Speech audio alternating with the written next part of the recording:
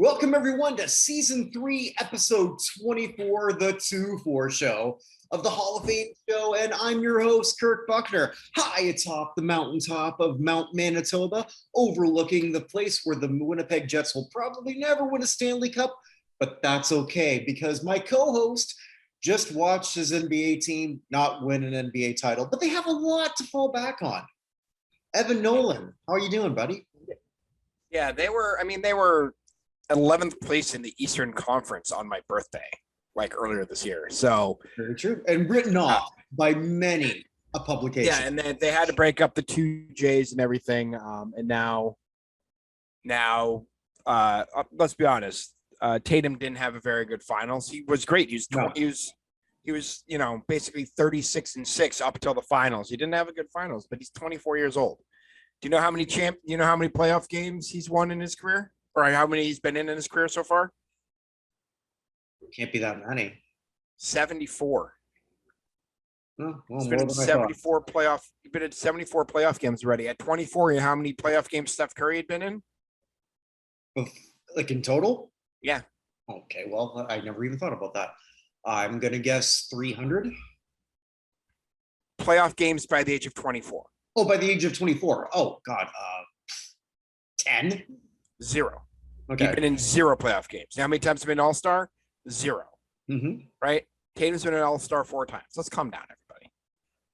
You know what? And I'm glad you said that. That's not really how I intended to start this. I wasn't even starting this as a dig. I was just sort of like talking about that. I'm actually sort of like just knowing yourself and Dan Kelly, a mutual acquaintance of ours who is a big Boston sports guy.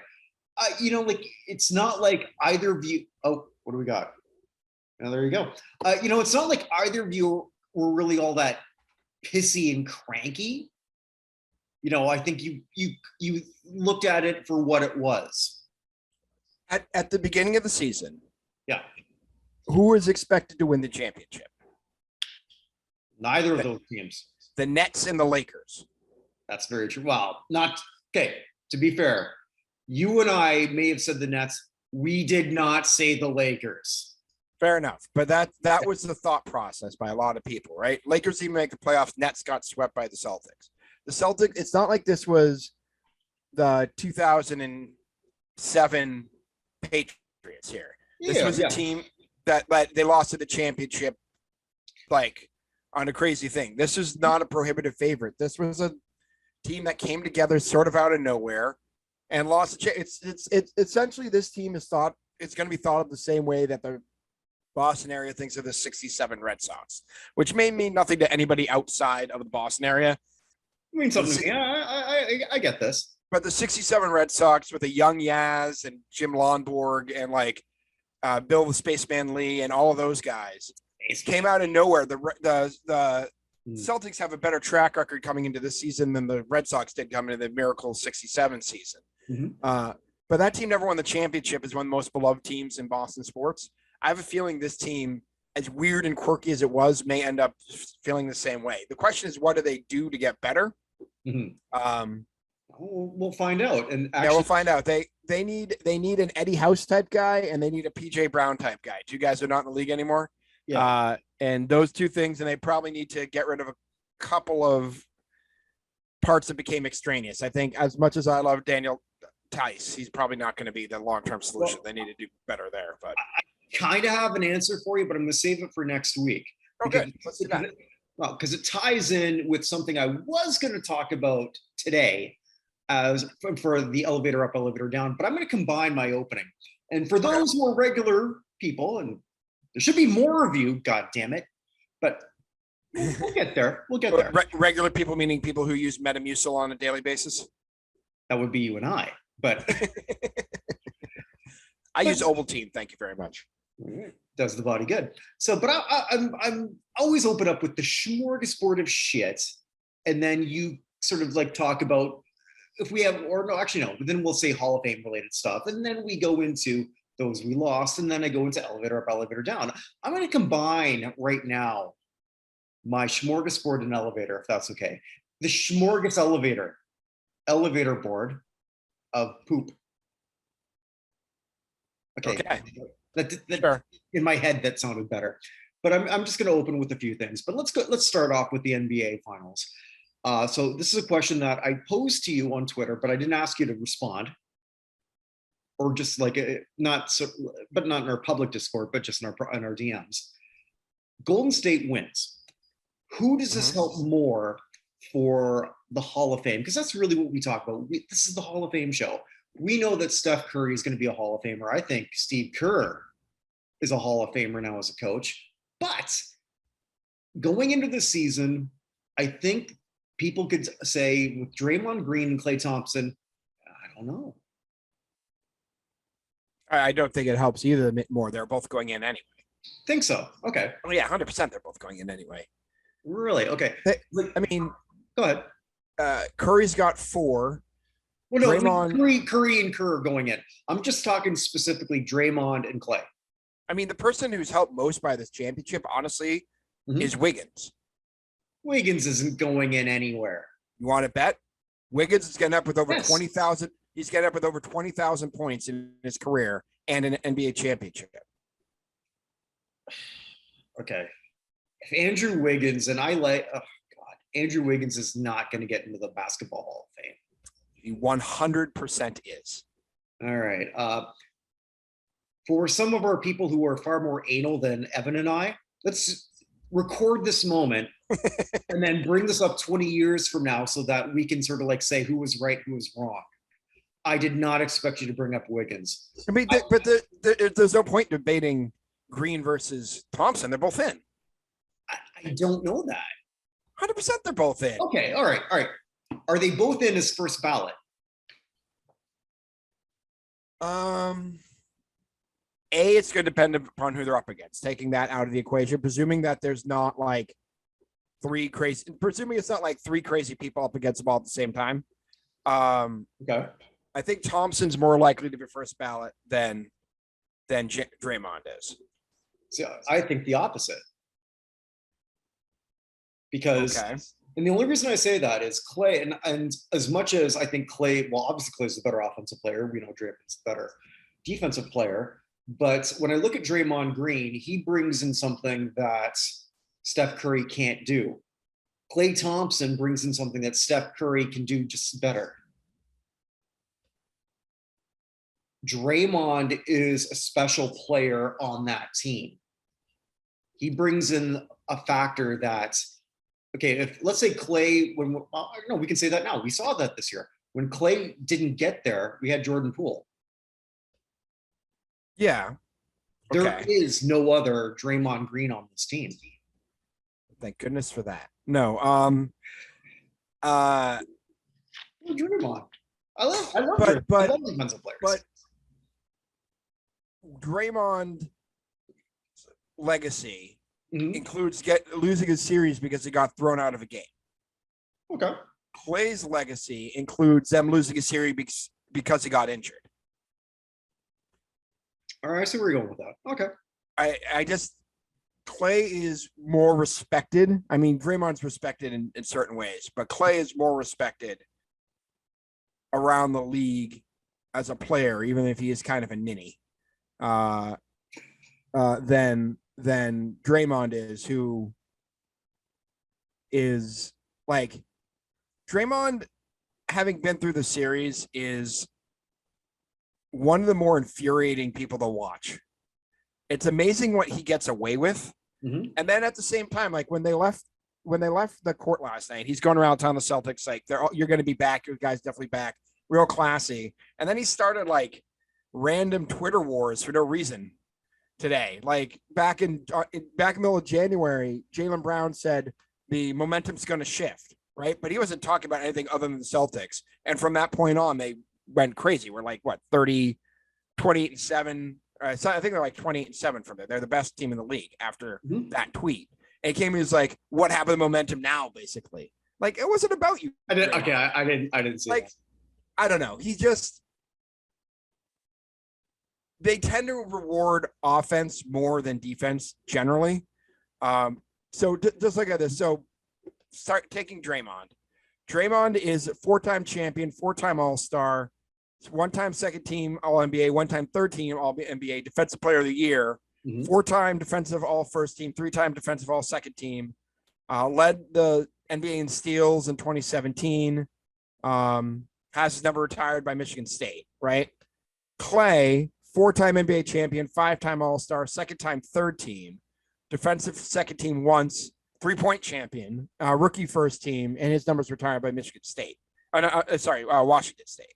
Mhm. So I guess technically Draymond's got the better resume, but Clay was also out for basically 2 years. That's true. And we don't know what they're going to have, but I thought personally, I think this does a little bit more for Draymond. I do think they're both going to get in, but it reminds me of something as I'm working on the basketball revisions right now. Holy crap. Do you know who we've got next year? For first time eligible? Yeah. It's not Joe Johnson because he played one game with the Celtics this year. Be interesting to see if he won a ring if the Celtics got the championship. Incidentally, as I'm sort of working on that, Joe Johnson is not loved by you all voters. Neither is Marbury. I get that. But yeah, I'll tell you right now who's the top five right now on the official not in Hall of Fame list. Okay. So number one is Dirk Nowitzki, who's going to be eligible next year. Yeah. Okay. Number two, Dwayne Wade. And That's pretty good. I could flip them. I think I'm right putting Dirk over Dwayne. Last time I sort of had something controversial was when I put Tim Duncan over Kobe. I still have a death threat, apparently. I'm still here. So you had a death threat? Over that. Yeah, I told you that. Oh, I forgot. Yeah, well, apparently so did the guy who wanted to kill me. So there's that. And number three, Pau Gasol. Oh, that's a pretty good class. That's a great class. And at number five on the list is someone who could be a first ballot in any other year or other years, Tony Parker. For those wondering who number four is, hey, go on the site. But no, I'll tell you. It's Max Zizlowski, number one last year, and probably the best guy from the 50s not in. Fair enough. And in terms of votes, all of you love him. Before we sort of go into other stuff, I mean, we talk about recency bias sometimes when we looked at the Football Hall of Fame. Mm-hmm. In basketball, it's the exact opposite. You guys love your 70s and 80s guys. Man, you hate people from the last 20 years. Mm-hmm. You know, so just wanted to sort of like put that out there for whatever that's worth. But so look for that soon. It's pretty much in flux as we're going through. Do you want to know what my smorgasbord is? But it also works on an elevator thing. Please go ahead. It's WWE. Maybe you've seen there's a few things going on here. Yeah, I figured that was going to have to come up. So yeah, and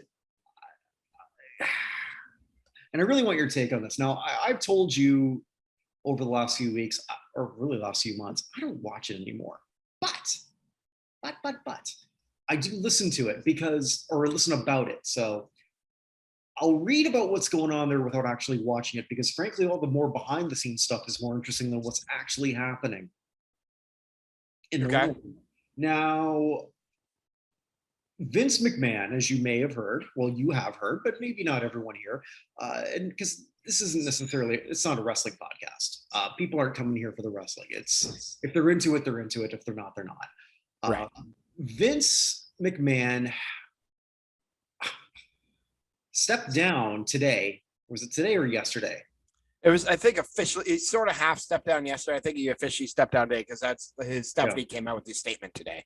Right. As the CEO of the WWE, this is colossal for any wrestling fan. And we postponed the show a day because I figured you were going to be watching, and accurately so, the Celtics game, Celtics Warriors.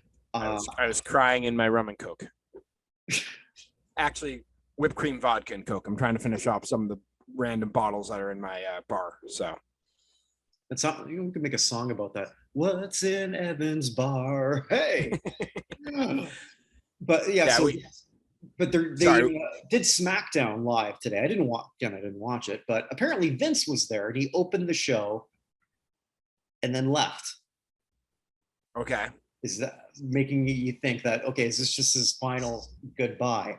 And when this all broke a couple days ago, the wrestling sites were pretty much saying, okay, well, can he survive this? And the big consensus was, he'll survive it if people don't pay attention to it. And then they started paying attention to it. ESPN picked it up. Apparently, CNN talked about it.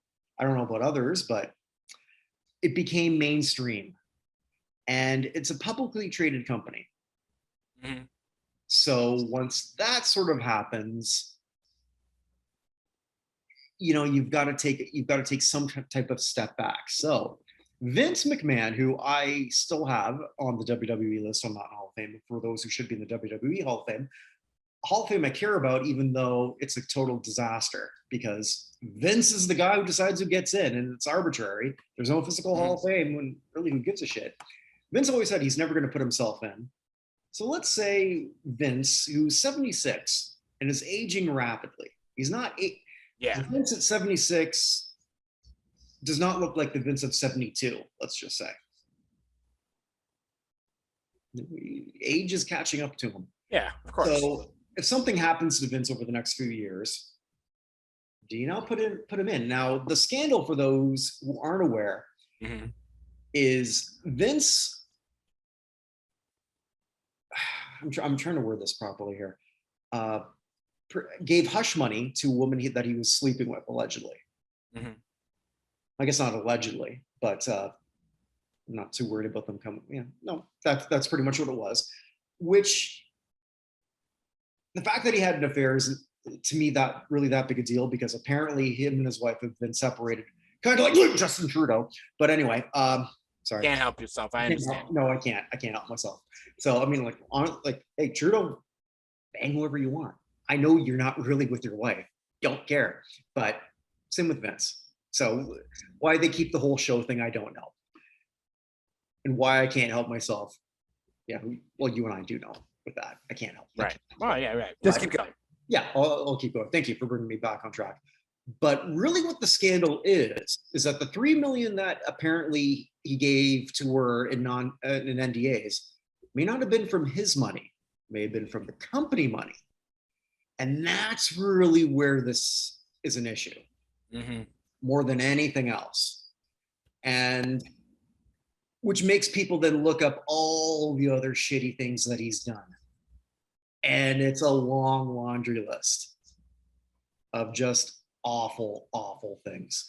So why I say Vince is a massive elevator down, even though I will not remove him as number one, because I still think that despite what I just said and trashed the WWE Hall of Fame for what it is, there is nobody more deserving in any Hall of Fame that we ever talk about than Vince McMahon for WWE. That's his.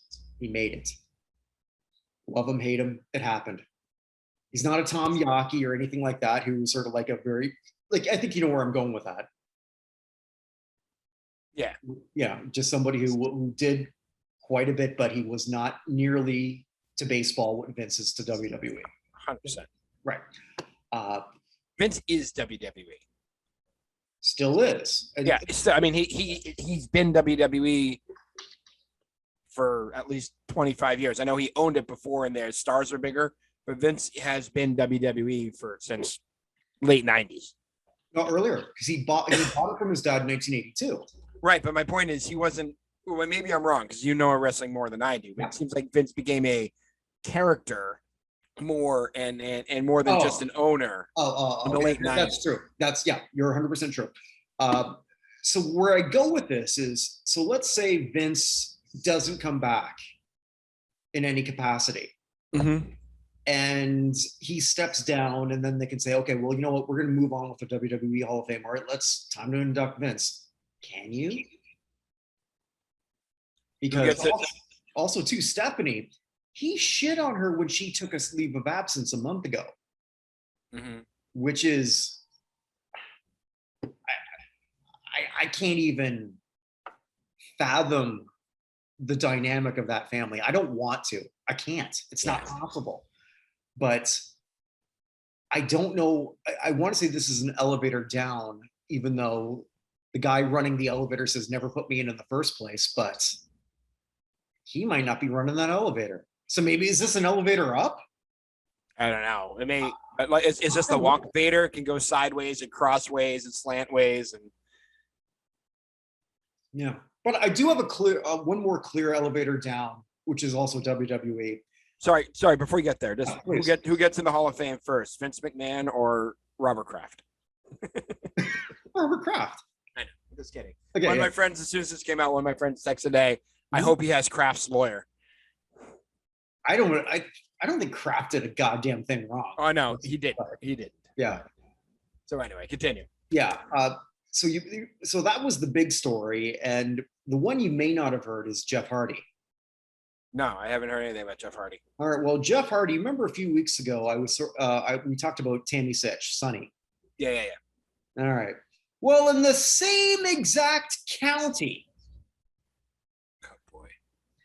Guess who got popped for quadruple on DWI and not his first? That's not good. Yeah. So, that's out there. He now wrestles for AEW. Again, another thing I don't bother watching anymore. Apparently, when Jeff Hardy a few months ago, I say this allegedly because I don't know how true this is, so I'll assume it's true. He, in his last match in WWE, in his last run, before the match was over, he just wandered into the stands and left. Okay. So they all thought, okay, well, he's drunk again because he's got issues with pills, booze, whatever, and also too, the style that he wrestled, you're going to self-medicate. Yeah, right. And AEW did him no favors when 2 weeks ago they had him do a ladder match and then booked him this past Wednesday to do another ladder match. I've never been in the ring, but I know falling off a ladder will hurt. Yes. So, anyway. What are you talking about? If I learned anything from the Buffalo Bills fans, falling through a table is nice and soft. No, well, there you go. From height. Yes. So Jeff, okay, so the story goes is they said, okay, you've got to go to rehab, but that's what WWE said. And they wanted him to take a test. Apparently he did take a test, passed. Okay. And then he said, well, screw you, I'm leaving. And they tried to get him back so that he wouldn't go to AEW. They said, well, we'll put you in the Hall of Fame, which again shows you. Right, how this all works. Right. And then he went there and then this all happened. So it's like, well, were they right? It doesn't matter. None of that matters. But here you have another guy who is. So this is the third time he got caught like this in, I want to say 8 years. So how many times is it really? This isn't. I don't know. It's at some point, these people have to stop being enabled, and that's all celebrities, athletes, and we're going to be talking about this shit again. So Jeff's another elevator down for any hall, as he should be right now.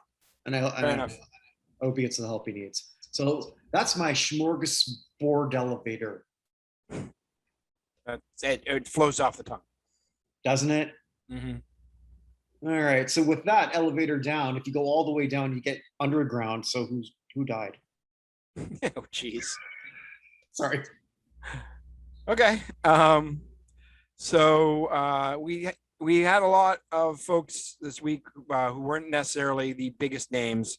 And again, I'm not even going to bring up the beige mistress because Hungary apparently is doing fine. Yeah. So let's start with Maxine Klein. One of the 5 greatest pitchers from the All-American Girls Professional Baseball League. We're losing a lot of these guys recently. Didn't we just lose one last week too? I think we've lost one 3 weeks in a row at this point. Maxine Klein, 5-time All-Star, 7 playoff appearances, pitched 2 no-hitters, led the league in wins twice, and was the season leader in games, complete games, innings, and shutouts in 1954. But other than that, she couldn't pitch. Threw like a girl. I'm sorry? Threw like a girl. Yeah, 100%. She played for the Fort Wayne Daisies, and after the league closed, she continued to play with the All Americans, who traveled the country barnstorming, playing men's teams. But widely considered to be one of the 5 greatest pitchers in the history of the league.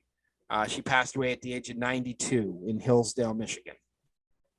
So, from the world of boxing, also passed away at the age of 85 from Puerto Rico, Carlos Ortiz. Had World 2 lightweight and once a light welterweight champion. One of the great boxers of the early 50s. Total career of 61 wins and 7 losses with 30 knockouts. He was only ever knocked out once in his entire career. And it was his last fight, which took place in 1972. Oh. Yeah. Okay. But yeah, so one of the great, we don't talk about the welterweights as much and lightweights, but one of the great boxers at that level, and one of the greatest Puerto Rican boxers of all time, probably Felix Trinidad, Miguel Cotto, Hector Camacho, and probably Ortiz. So,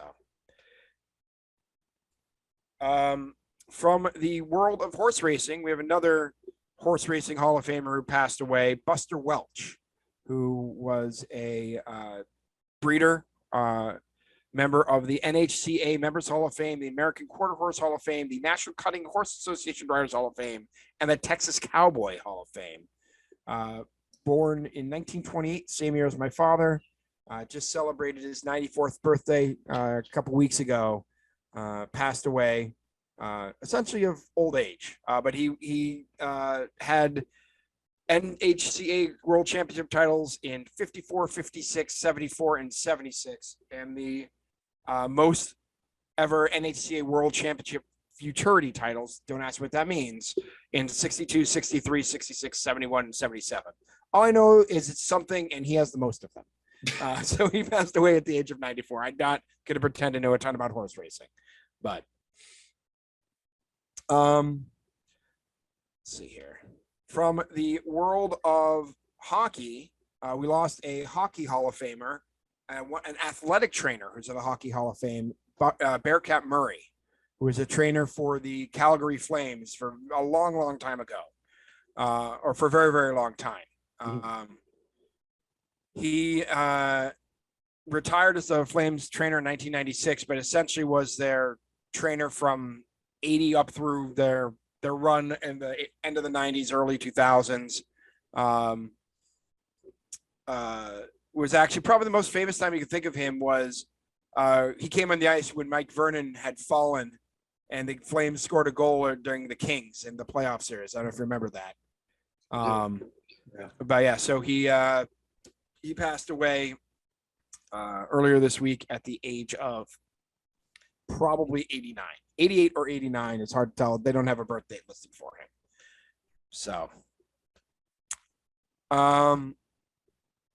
we lost two-time NCAA champion head coach in soccer, Gene Kenny, who led the 67 and 68 Michigan State Spartans to co-championships. I don't know how you have a co-championship and a national championship thing, but they did.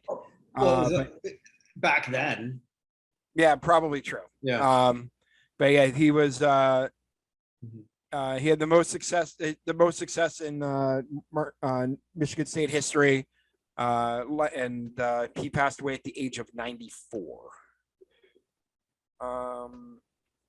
We had from wrestling, Dave Hebner passed away. Dave Hebner.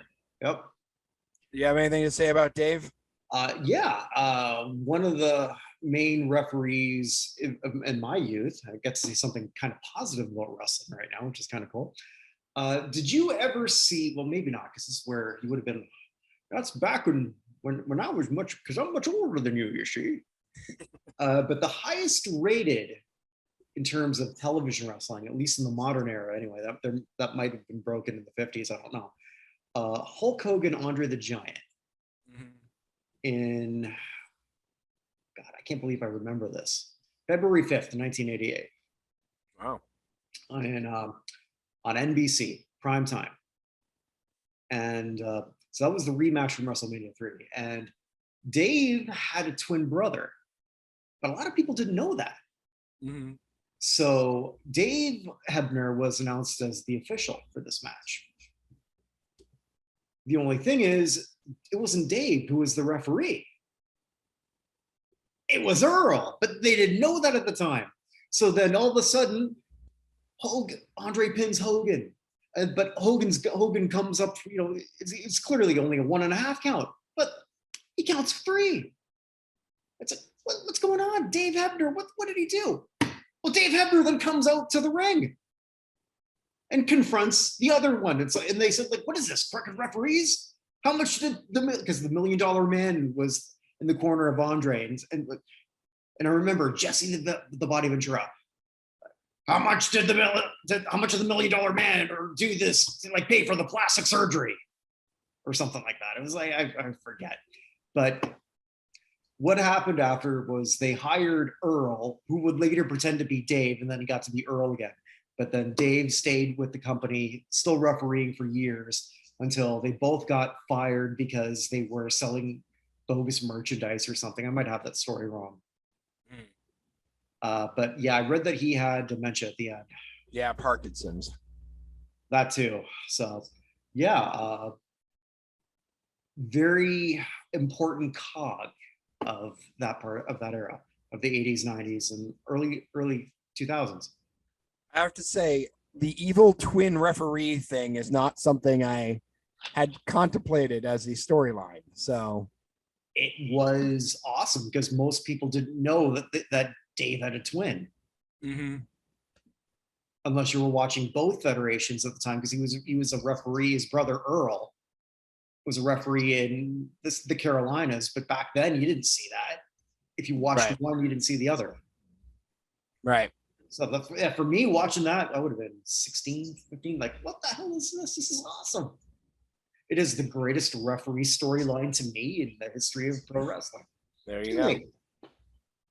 Cheers, cool. Dave. Yeah. All right. We have a couple from music, including Canadian Big Rude Jake, whose name was Andrew Jacob Hebert, who was one of the creators from Toronto, one of the creators of Neo Swing, which had parts of jazz, Cajun music, and rockabilly. Passed away at the age of 57. Do you know him very well? Know the name, but I couldn't say much about it. Yeah, he passed from bladder cancer. That was an example. Yeah. One of the more interesting jazz musicians of all time also passed away. Gabe Baltazar, who was a saxophonist and a woodwind player. It's very interesting because he was one of the few, his mother was Japanese. And so he was one of the few Asian folks playing with all these bands back in the day. So he played with Charlie Parker, and he played with Coleman Hawkins and Willie Smith and Johnny Hodge and Stan Kenton and like all of those guys, Dizzy Gillespie, Oliver Nelson. Like it just goes on and on and on. And one of those guys who's just on it with a ton of those folks, played with everybody.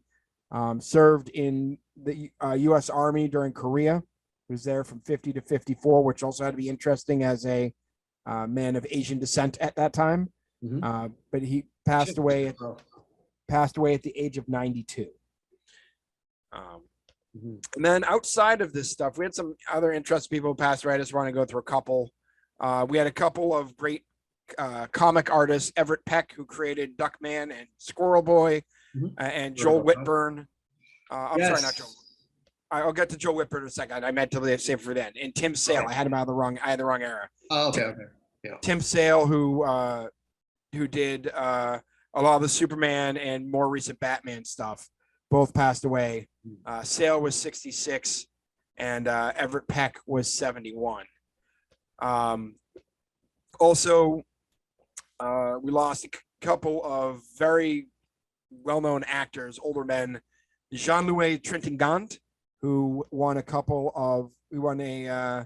Cannes Film Festival. Did you ever see the movie Z? I don't think you probably did. No, I'm not even It's familiar. a French movie that has English subtitles and takes I place. saw the prequel. Why? Yes, Sorry. but it's actually a very good movie. But it's English subtitles. It's a French movie about something that's going on in Greece. So it's all these people speaking French in Greece with English subtitles. So it's a little challenging to watch, but it's a really good movie. He was in that, and he's also won a couple of awards for his role in Moore back in 2012. But he passed away at the age of 91. And then Philip Baker Hall also passed away this week. Oh, I missed that one. At the age of 90. Colonel. Yeah. Say Anything, Truman Show, Talented Mr. Ripley, The Insider, Bruce Almighty, Argo, 50-50. Like, he was on a lot of stuff. And one of the funniest ones, I think, and I'm not the biggest Seinfeld guy, but when he came in as a New York library inspector and tried to talk about a book that Jerry had borrowed in 1973 and had apparently never returned, is one of the funnier scenes I very much enjoyed from Seinfeld. But he passed away at the age of 90. Okay, I got my character wrong. He wasn't the Colonel. That was a different one. But he had Boogie Nights. I believe that's correct. He was in that, and crap. What was the one? The one after? He was at Boogie Nights. It's Floyd Gondoli. No, he wasn't Floyd Gondoli. Yes, he was, according to IMDb. According to was that the character name, or am I? Okay, I might have my okay. Either way, he was the guy who backed Burt Reynolds' character into moving all the porn into the video age. Right. Yeah. Yeah. I thought that he was also Midnight Run. So. Oh, okay. As Sydney, I don't remember that role particularly for Midnight Run. But anyway, yeah, he passed away at the age of 90. Also interesting, one of the most famous kidnapping victims of all time, George Weyerhaeuser, who was kidnapped at the age of 9 in 1935 and took over the Weyerhaeuser Company. It's one of the biggest companies in the world after his dad died. Just passed away at the age of 95. So when it gripped, there was a bunch of kidnappings in the 30s, and this before the Lindbergh baby was one of the biggest kidnappings in the country. So, but I guess the person I want to talk about the most was Joel Whitburn, who passed away at the age of 82. Whitburn, who's from Wauwatosa, Wisconsin, one of my favorite cities in the Midwest. He's one of the great writers of rock books and covering rock in the history of rock. You have something particular I want to make sure you got in? Yeah, well, I don't know how specific this is. It's Joel was really big also too on, I guess, some of the things that maybe some people would find anal, but we really enjoy. Just he was really big on focusing on the charts. So he still, I'm trying to think what it's called. Top Pop Singles, which is a history of the Billboard singles chart. Yeah, but it's also a site too, and it's one of the few sites I've ever spent money on, actually, to learn where everything sort of like fell. So he's a chart historian to me, and I don't know that he's necessarily the granddaddy of everything that I do, but he's a long lost relative. How's that? Fair enough. Yeah, so I'm glad to brought him up. He had over 200 books. That 199 more than me. And 200 more than me. So there you go. Right. He also was a big collector of records. And back in 2013, they did an estimation of how many records he had. He had over 200,000 singles in his collection in 2013. Wow. That's a lot. That's a lot of vinyl. Yeah. Meanwhile, there's some little kids saying like, "What's a record?" Yeah. So, yeah, he passed away at the age of 82 in Menominee Falls, Wisconsin, which isn't that far from Wauwatosa. So, and that's what I got for the week. Yeah, very important, man. I'm really, really happy that you brought him up. I'm actually amazed that I missed Philip Baker Hall dying. I actually thought he died some time ago, to be honest. Yeah, I got a text message on Tuesday from my friends. So okay. So yeah, so we're now going right from the death to your hammer, the death hammer. Death hammer. By the way, something just across the ticker here, I guess. Okay. Former NASCAR driver Clint Bauer struck and killed a pedestrian in a highway accident. That seems bad. So. Well, it's bad no matter what. It's sort of awful after sort of like everything we've been talking about the last few weeks, that you just sort of kind of hope that it was completely well, actually, mental. Now that I opened it up and I'm reading it more, it says that Bauer had no signs of impairment and provided a blood sample, showed no trace of alcohol, and stayed at the scene. Apparently, she was trying to cross an off-ramp on the highway when he got hit. So that's too bad. So you got a preview of what I was going to do. I have no clue what you're doing for the good, the bad, and the ugly. So lay it on me. What do you got? Yeah. What was I doing for the good? Yeah. So first things first. I just want to say congratulations to some champions this week. Again, congratulations, Golden State. They deserve the championship. I'm not that upset, honestly. People are surprised how not upset I am. But again, this team came out of nowhere. And had it basically been any team but Golden State, like had this been Memphis or Phoenix or somebody or Dallas, I would have been a lot more upset. But like, you're going to get up against the OGs, you know what they're doing. And the Celtics. Well said. So congratulations to them. Also, congratulations to Australia, who beat Peru in a penalty shootout to qualify for the World Cup, and Costa Rica, who beat New Zealand to qualify for the last 2 spots in the World Cup. So just all of those to start.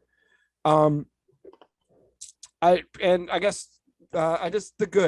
just want to talk about Steph Curry for a little bit, just where he's come in his career.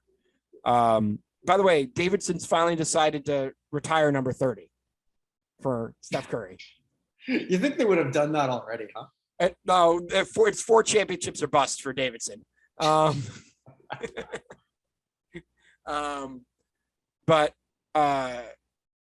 yeah, he has come such a very long way, from small school to, I mean, possibly the greatest shooter in the history of the league.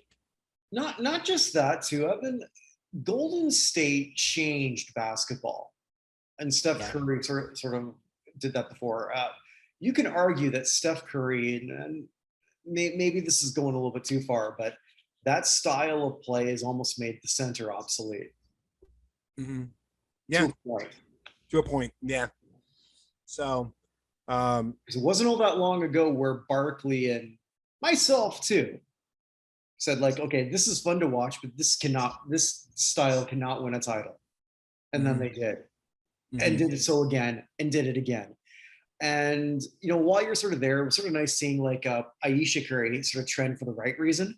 Because I will say, and I've said it before, Ayesha, well, or maybe not on this show because I don't think we were taught, we had a show then. Ayesha Curry cost Golden State a title. Yeah. In my opinion, because she was a little bit,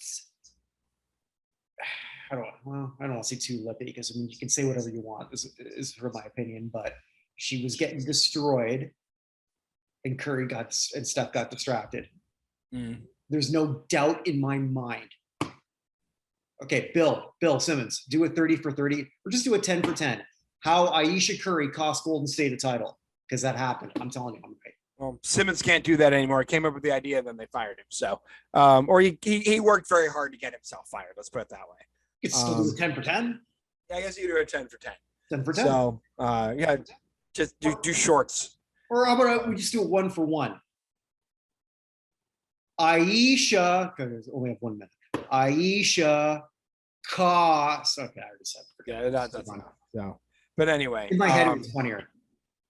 Yeah, but no, just an appreciation for him, and just a reminder that David Kahn, who was the general manager of the Minnesota Timberwolves in 2009, made a decision that didn't make sense at the time, and franchise changing decision. Now, I don't know if Curry would have stayed in Minnesota, right, as opposed to staying in San Francisco on the West Coast. But a reminder that the 2009 NBA draft started. Sorry, clicked the wrong button. The 2009 NBA draft started Blake Griffin, great player till he got injured. Mm-hmm. Hasheem Thabit, who was a statue, which was a very strange pick at the time by Memphis. I remember him. Okay, yeah. James Harden was third. Mm-hmm. And actually, believe it or not, James Harden has the largest VORP of any of the folks in this draft, believe it or not, even more than Curry. I do believe that. Fourth was Tyreek Evans.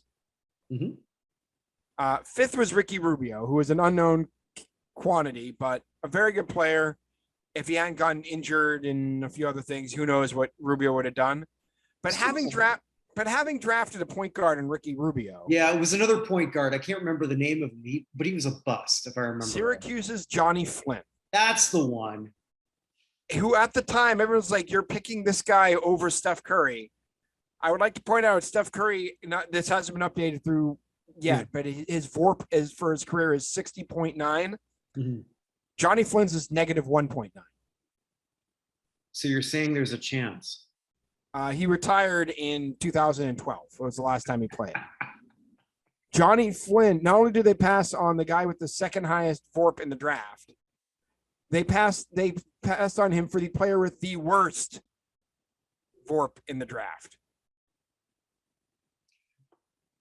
Also, too, wasn't it back-to-back point guards? Yeah, it was back-to-back point guards. It's Rubio and Flynn. Yeah. Like, had they just taken Steph Curry, how is everything different? Remarkably. It didn't make sense at the time. It looks even worse now.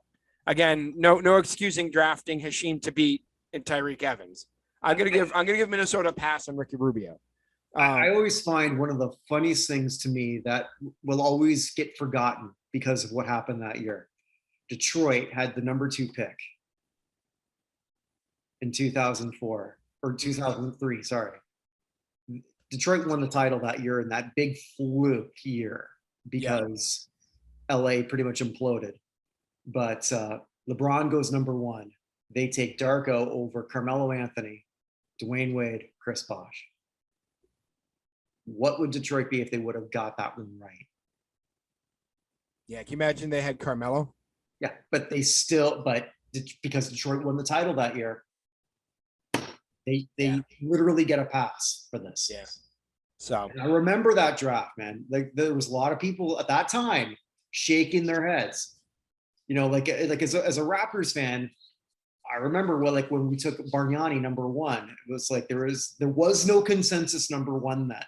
Correct.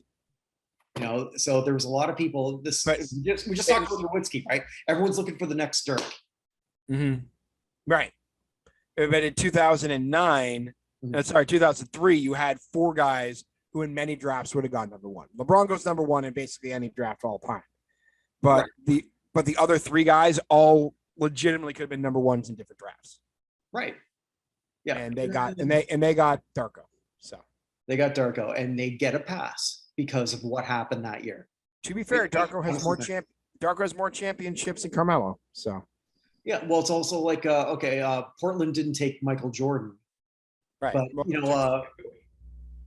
Houston, who was it? Olajuwon, right? I took Olajuwon. Yeah, there's no argument with Houston taking Olajuwon.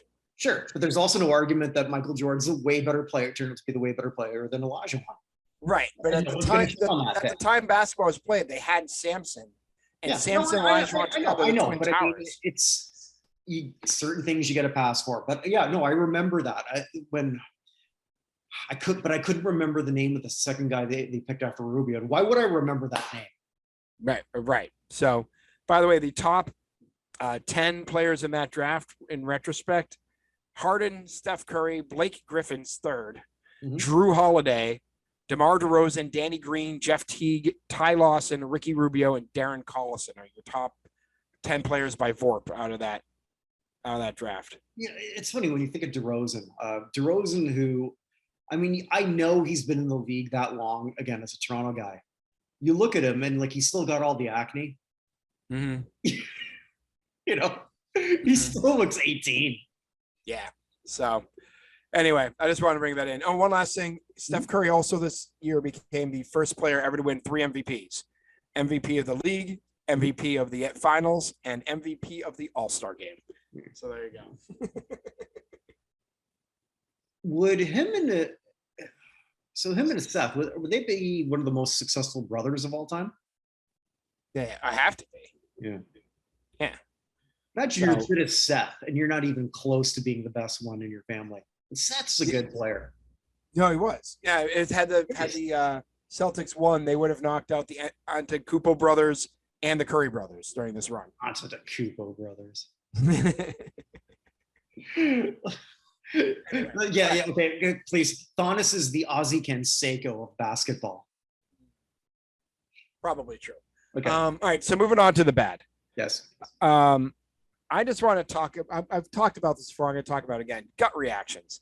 The instant response on everything that I'm going to pick on a member of the Boston sports media. I already know where this is going. So it's Lou Merloni, right? The man who needed 2 hands to carry Nomar's jockstrap, talking about how Tatum should not show his face in Boston after this series, right? The idea, and Stephen A. Smith after Game 3 talking about how the Warriors are done. There's no way they can beat this team 3 games. There's no way they can win 3 games in a row. You're just like, okay, right? There's just this whole instant gratification thing. And instant, we need a hot take. And Boston sports media is the worst. They're constantly trying to run everybody out of town. It's Stephen A. Well, Stephen A. is become a victim of what he created indirectly. Yeah. Him, Skip, some of the. But Skip today was he's a real nice guy, but he'll never be the man. He's freaking 24 years old. Let's calm down. You brought this full circle from where we started. This is awesome. God, it's just so frustrating that someone who is a player like Lou Merloni, who spent 3 years as a utility infielder for the Red Sox and Padres, and was a 0-time All-Star, apparently never even appeared on an All-Star ballot, let alone votes for an All-Star game, is ripping on a player who averaged 36 and 6 for the first through getting into the finals. Now, Tatum, everyone's talking about Tatum became the first player ever to have 100 turnovers in a playoff year. Mm-hmm. Yep, I read that also. Not good. He also, here's another list Tatum is on. Jason Tatum, Larry Bird, LeBron James. 3 people who've never been in my kitchen? Bird may have been there. No, the only 3 players in NBA history with a playoff run where they had at least 600 points, 150 rebounds, and 100 assists. Doesn't fit the narrative, though, does it? Again, right. But this whole thing is just dumb. And they do this with everything. And it just really annoyed me with the hot takes. It annoyed me with the hot takes with Stephen A. and everything. Every game was life or death. They couldn't be any good anymore because they lost the game in Boston. It's just I've complained about this before, but we need to figure out a way to get out of this vicious cycle of racing to the bottom on everything. You can't. You know what they remind me of? Academia, in a way. Every now, there's all these people who are getting paid by these universities to come up with some kind of study. And it's all, you publish or perish. You got to come up with something. Doesn't matter what it is. I can't tell you how many times in my life, eggs are good, eggs are bad. 1 egg a day, 3 eggs a day, shit like that. They've got to come up with something, otherwise they're nothing.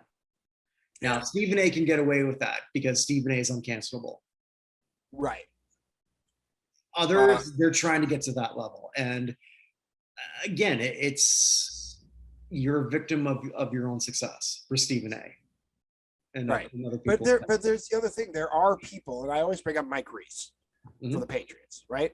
Mike Reese, if it's bad, he'll tell you it's bad. If it's good, he'll tell you it's good, and there's no hyperbole involved. And he's the person who we all go to for stuff, as opposed to Greg Bedard, who literally makes shit up all the time and gets himself on TV constantly. Well, Like, there's a difference. One's a slave to the dollar. It's just, I don't know. Maybe I'm an old fart and I just want to go back to the days of the baseball news and everything being like if it's good, it's good. If it's bad, we'll tell you why it's bad. But like just shouting at each other is just a waste of everybody's time. Mm-hmm. I blame Kornheiser and Wilbon. I don't blame them really. I blame Tony. No, I think no, you're right, because they predated all that, didn't they? Mm-hmm. They're over 20 years of PTI at this point. Here's someone I don't know why I just thought of this person. Whatever happened to the fabulous sports babe? I have absolutely no idea who that is. Okay. It's one of the first ever syndicated person in sports that I ever heard of. I guess like up in Canada, right? We didn't get a whole lot of that. So you'd have more syndication than we would have. So that was one of the first I've ever heard of. Never mind. All right, moving on. Let's go to the ugly. I brought this to a crawl again. Well, for ugly, I was going to go into what's going on WWE. So I'm going to go with, I'm going to pick, I don't know. What did you hate this week? What did I hate this week? Is there anything in particular? I mean, the Cubs suck. They actually shut out the Braves tonight. So there's a team that had lost at least 10 in a row, beating a team that had won at least 10 in a row. That happened tonight. What do I hate this week? I already said it. Yeah. I don't really have anything I want to hate this week. Well, that's not a bad thing. So let's promote shit.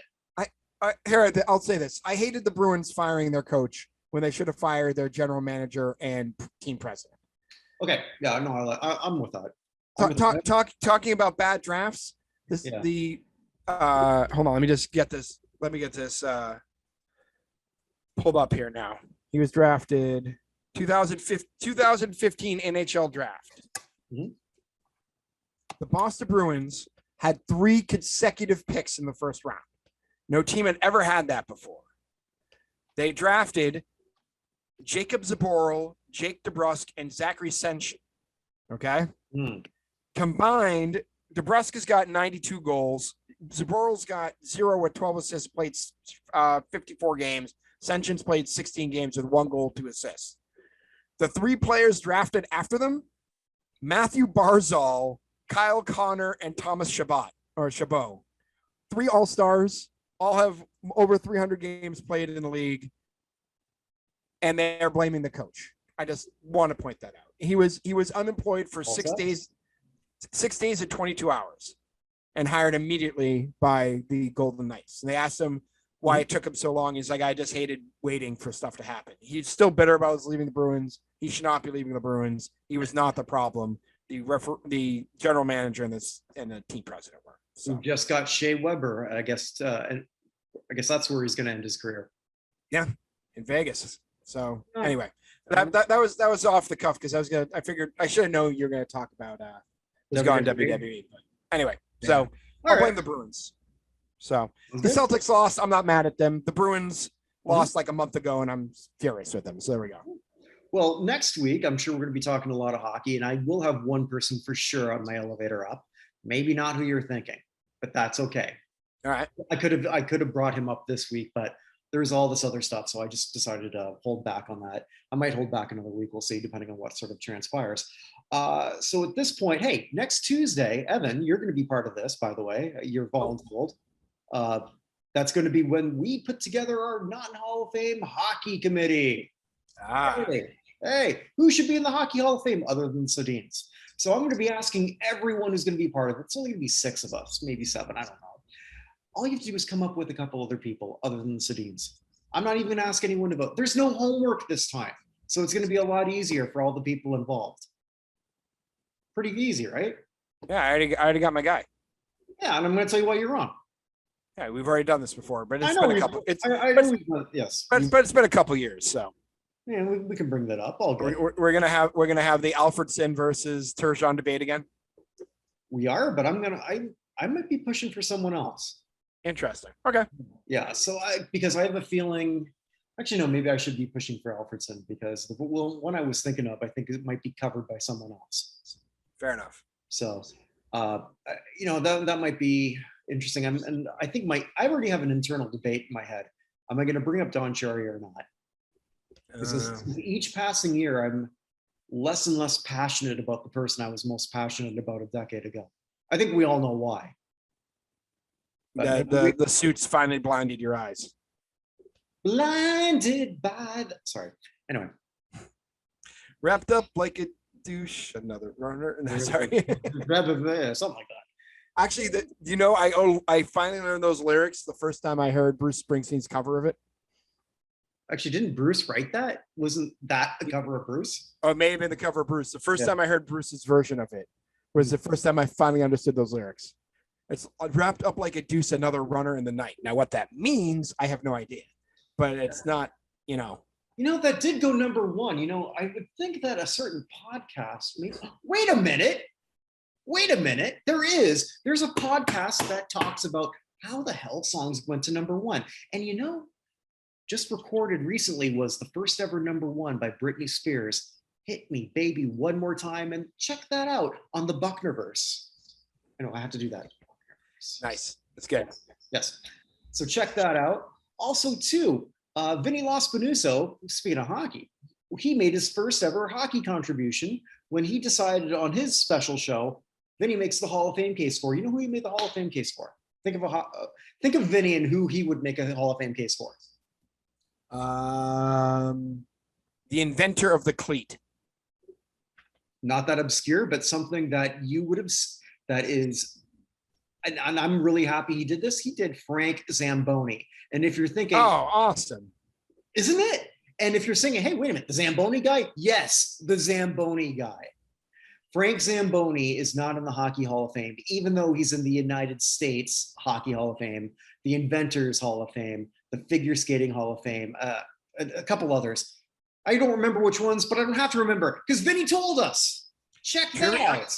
Trivia question for you. Where is the Zamboni company headquartered? I should know this because I just talked about this. I believe it's in California. Where in California? Los Angeles? In the city of Compton. It's in Compton, California. Oh, okay. Even with everything else that's gone around, it's Zamboni's still in the same exact place I always been. Compton's in LA, right? Yeah. All right, then I'm right. You're right. Yeah, I just wanted to sing City of Compton. I'm sorry. Okay. Well, look at that. Look at that. We with it.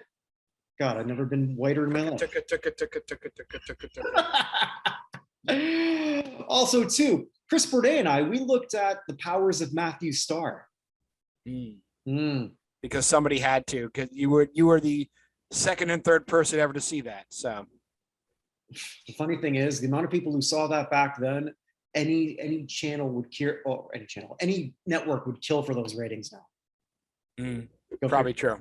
Yeah, and that's the show where we ask, how this crap was on national television. The classic sports review. The last one we did was the Fumble Game. So we look at that. We had special guest Tom Hall from the Mile High Huddle. That's the word. Sounded very German. Mile High. No, sorry. Don't do that to him. I didn't mean to. Mile High Huddle. Jesus Christ, Buchner. I've been drinking Pepsi. Either drink more or less. It's Pepsi. I don't even know what to tell you. But the next one we're going to look at too. I don't know when we're doing that. I don't know if you want to come on for that. We're looking at the bloodbath game, Colorado Avalanche, Detroit Red Wings. I found the full game of that. Like we're just everything with this shit. And the opening thing starts off with a bus with taking the Avs to the game at Joe Louis. And then there's the cops around them. Normally you don't see cops around a bus, but it's not a normal game, even though it was a regular season game. So all that and much more. Also too, hey, have you voted? I'm not talking about whatever primaries your country has, Evan. You vote on everything. Ours are coming up on June 28th. So I don't know. You guys vote so much. I wonder if you vote whether you're taking a deuce or a number one. I don't know. It's a little excessive is what I'm trying to say. But despite where it sounds like I'm insulting America. Hey, I love America. Want to know how much? Evan and I created the United States Athletic Hall of Fame. Vote on that. 100%. You can get a sticker that says, I voted. We should get those. Sure. Yeah, maybe we should do that. We should get those. Our class is coming out in October, right? October, yes. Yeah. I almost said August. I knew that was wrong. So. And that's a Hall of Fame class that it's all up to you. Ain't up to us. We just helped put together who you could vote for. Check that out, notinhalloffame.com/USA. Can't remember that? Well, it's on the damn website and it's USA. What country are you in, dumbasses? Except for most of the comments, Russia. No, just my, yeah. Oh, also too, the person who keeps putting a bunch of religious things on that, please stop. I'm sure Jesus is great. I don't know. I've never met the guy, but I don't need him all over the site. Thank you very much. That's all I wanted to say. Jesus is just all right with me. Just all right. He's okay. Not spectacular, but he's all right. He's all right. Let's end at this. I should have ended this like a minute ago. I couldn't. That's fine. Yeah. Well, wherever you are, kids, wherever you might be, stay safe. Take care, everybody.